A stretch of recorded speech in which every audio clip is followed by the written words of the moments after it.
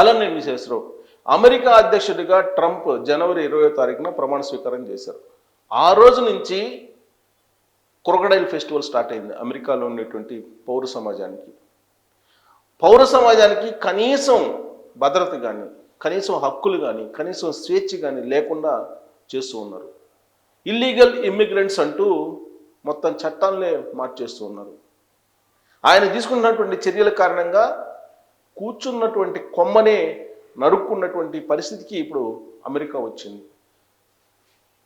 ఇప్పుడు డాలర్ పడిపోతూ ఉంది, రోజు రోజుకి పడిపోతుంది. 3 సంవత్సరాల కనిష్టానికి డాలర్ పడిపోయింది. ప్రజెంటు $85.16 ఉంది.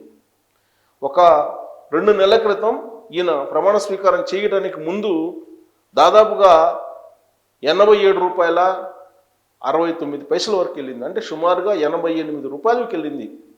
ఒక డాలరు $88 సమానంగా ఉండేది అప్పట్లో. అంటే ఆ రోజున డాలర్ బలపడింది అని చెప్పేసి అందరూ అనుకున్నారు. ఎప్పుడైతే ట్రంప్ అమెరికా అధ్యక్షుడిగా బాధ్యతలు స్వీకరించారో ఆ రోజు నుంచి డాలర్ పడిపోతూ వస్తుంది. ప్రస్తుతం 12% పడిపోయింది. గత 3 నెలలుగా మనం చూస్తే 12% డాలర్ రేటు పడిపోయిందని చెప్పి అంచనా వేస్తున్నారు. స్టాక్ మార్కెట్లు కూడా, అమెరికాలో ఉండేటువంటి అన్ని స్టాక్ మార్కెట్లు డౌన్ ట్రెండ్ చూపిస్తున్నాయి.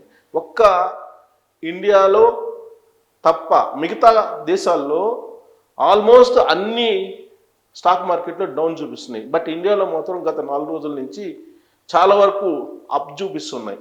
ఒక బీఎస్సీ సెన్సెక్స్ తప్ప మిగతా అన్నీ కూడా మీకు అప్ ట్రెండ్లోనే కొనసాగుతున్నాయి ఇండియాలో. బట్ అమెరికాలో మొత్తం డౌన్ ట్రెండ్ కొనసాగుతుంది. దీని కారణంగా డాలర్ ఎంత పడిపోతుందో రాబోయేటువంటి రోజుల్లో అంచనా వేయలేనటువంటి పరిస్థితుల్లో ఉన్నారు.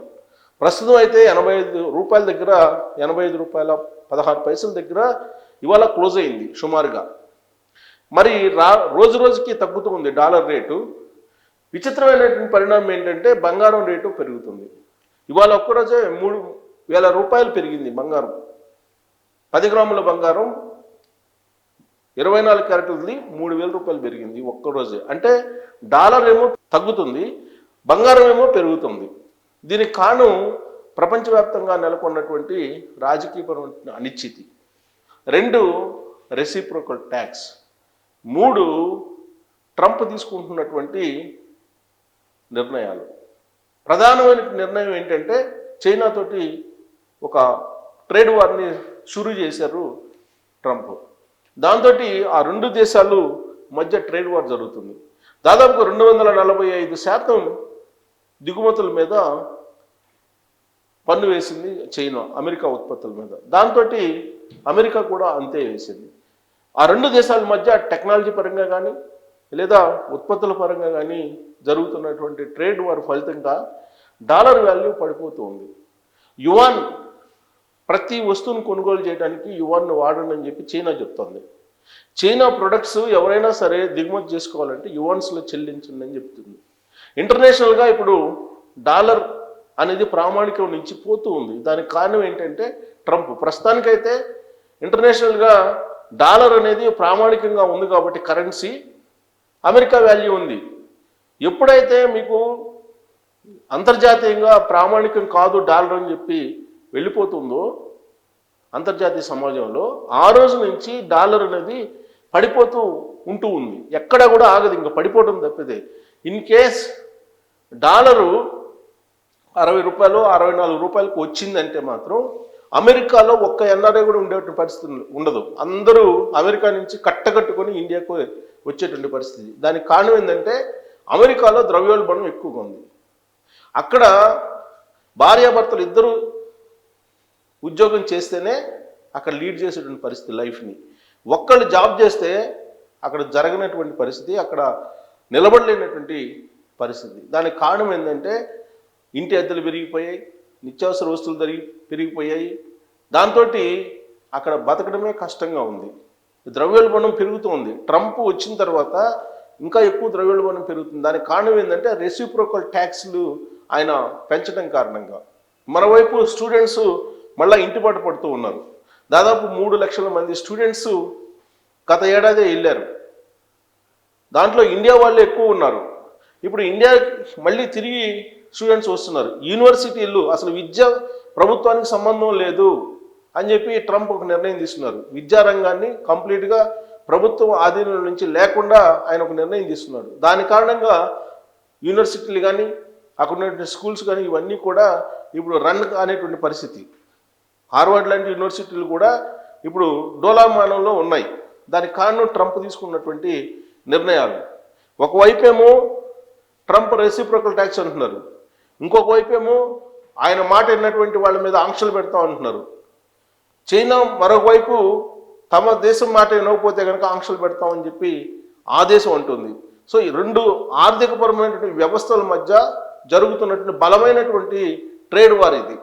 దీంట్లో లేగదొడల్ లాంటి దేశాలు నలిగిపోతున్నాయి. వాటిల్లో ఒకటి భారతదేశం. అయినప్పటికీ భారతదేశం ఆర్థిక పరిస్థితి స్థిరంగా ఉంది.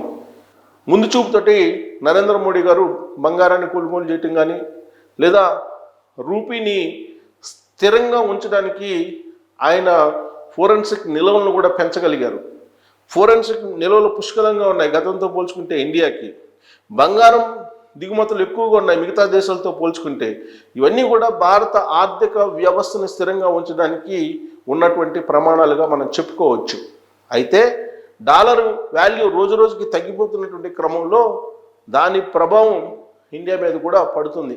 మిగతా ప్రపంచ దేశాల మీద ఏ విధంగా అయితే ఉంటుందో అదే తరహాలో ఇండియా మీద కూడా ఉంటుంది. సో డాలర్ రేటు తగ్గినందువల్ల మనకు ఇంపోర్ట్ చేసుకునేటువంటి వాటికి మేలే కానీ బట్ ఎక్స్పోర్ట్ చేసుకునే వాటికి మాత్రం ఆశించినటువంటి ధర రాదు రూపీస్లో కన్వర్ట్ చేసుకుంటే కనుక.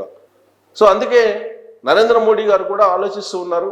యాక్చువల్గా 2014లో నరేంద్ర మోడీ గారు ఎన్నికల ప్రచారంలో చెప్పింది ఏంటంటే డాలర్ వాల్యూ రూపీతో కంపేర్ చేసుకుంటే డాలర్ రూపీని 54 రూపాయలకు తీసుకొస్తారని చెప్పి చెప్పారు, ప్రామిస్ చేశారు. ఆ రోజున ప్రధానమంత్రి నరేంద్ర మోడీ గారు ఎన్నికల్లోకి వెళ్ళినప్పుడు చేసినటువంటి ప్రామిస్ అది. అప్పటికి మన్మోహన్ సింగ్ గారు ప్రధానమంత్రిగా ఉన్నారు. ఆయన ఉన్నప్పుడు ఒక డాలర్కి 64 రూపాయలు ఉంది.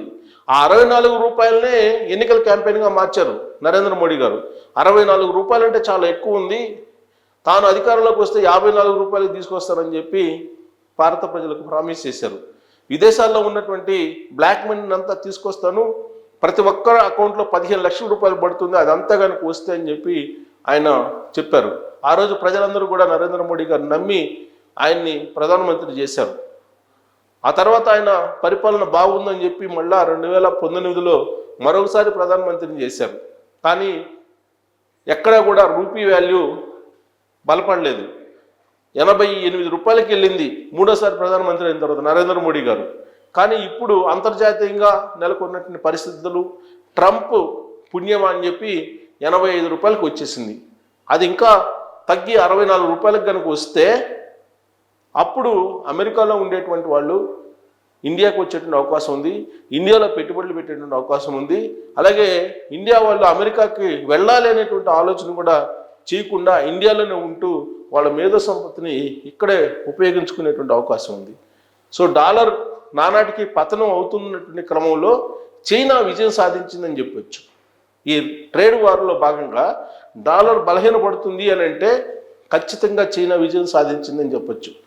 బ్రిక్స్కి సంబంధించి ఆల్రెడీ బలోపేతం అయితే కనుక బ్రిక్స్ ఒక కరెన్సీని కనుక ఏర్పాటు చేసుకుంటే ఖచ్చితంగా డాలర్ బలహీనపడుతుంది మరింత. అందుకే ట్రంప్ పదే పదే నరేంద్ర మోడీ గారు అమెరికా వెళ్ళినప్పుడు చెప్పారు, మీరు బ్రిక్స్ నుంచి బయటకు రావాలి, బ్రిక్స్ ద్వారా మీరు ట్రాన్సాక్షన్స్ జరపకూడదు, డాలర్ ద్వారానే ట్రాన్సాక్షన్ జరపాలనేటువంటి కండిషన్ చెప్పారు.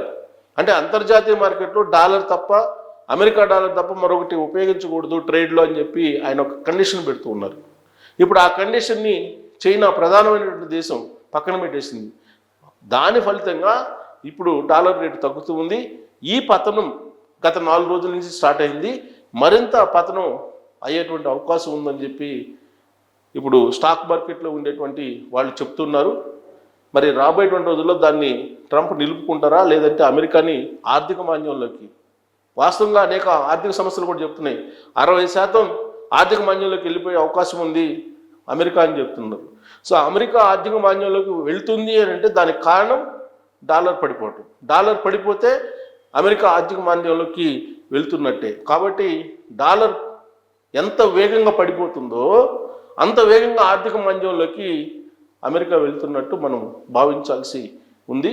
మరి డాలర్ ఇంకా పడిపోయే అవకాశం ఉందా, లేదంటే అట్లీస్ట్ అక్కడ ఆగిపోయే అవకాశం ఉందా రూపీతో పోలిస్తే అనేది మీరు కామెంట్ చేయొచ్చు. Thank you.